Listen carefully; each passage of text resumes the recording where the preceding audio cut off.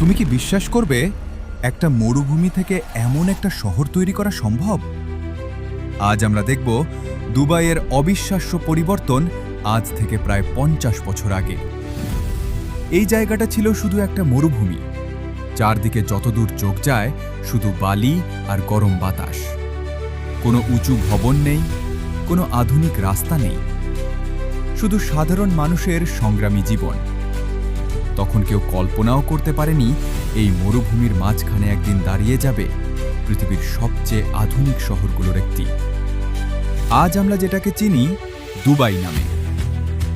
শুরুতে এখানে মানুষ ছোট ছোট কাজ করত, মাছ ধরা, মুক্তা সংগ্রহ আর মরুভূমির কঠিন পরিবেশে টিকে থাকার লড়াই।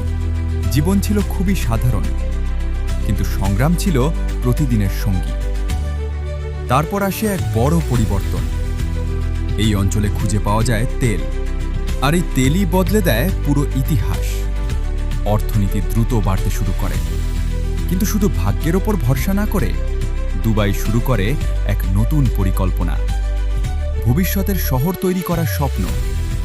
শুরু হয় বিশাল বিশাল নির্মাণ কাজ, নতুন রাস্তা, আধুনিক বিমানবন্দর, বড় বড় শপিং মল আর আকাশ ছোঁয়া বিল্ডিং। ধীরে ধীরে মরুভূমির বুকে গড়ে ওঠে এক আধুনিক বিস্ময়। আজ দুবাই মানেই বুর্জ খলিফা, পৃথিবীর সবচেয়ে উঁচু বিল্ডিং, কৃত্রিম দ্বীপ, বিলাসবহুল হোটেল আর প্রযুক্তির এক জীবন্ত উদাহরণ। কিন্তু সবচেয়ে অবাক করা বিষয় হলো, এটা কোনো প্রাকৃতিক শহর না, এটা মানুষের পরিকল্পনা, সাহস আর ভিশনের ফল। একটা মরুভূমি থেকে আজকের এই ঝলমলে শহর, সত্যি অবিশ্বাস্য পরিবর্তন। তবে একটা প্রশ্ন থেকেই যায়, এত দ্রুত উন্নয়ন কি সত্যিই টেকসই, নাকি এর পেছনে আছে আরও গভীর কোনো গল্প? ভিডিওটা ভালো লাগলে লাইক দাও, চ্যানেলটা সাবস্ক্রাইব করো আর কমেন্টে জানাও তুমি কি দুবাই যেতে চাও।